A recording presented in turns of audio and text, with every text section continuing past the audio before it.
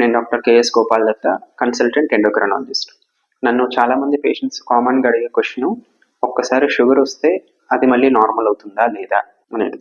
మనకి షుగర్లో చాలా రకాలు ఉన్నాయి. Type 1, type 2, gestational, pancreatic diabetes, చాలా రకాలు ఉన్నాయి.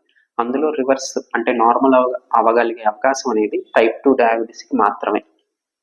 అది కూడా నార్మల్ అంటే ఏంటి అంటే, మనం కనుక ఏ రకమైన మందులు వాడకపోయినా HbA1c అనేది 6.5 లోపు మెయింటైన్ అవటాన్ని నార్మల్ అంటాం.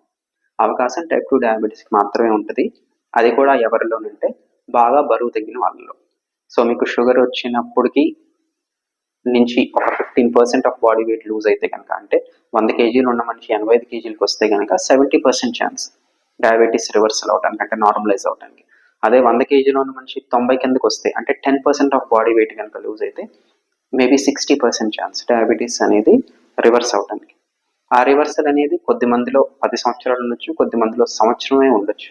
డిపెండ్స్ ఆన్ లైక్ మనం ఎంత బాడీ వెయిట్ అనేది రీగైన్ అవుతాము, మన లైఫ్ స్టైల్ అనేది మళ్ళీ ఎలా ఉంది రివర్సల్ తర్వాత దాన్ని బట్టి డిపెండ్ అవుతుంది.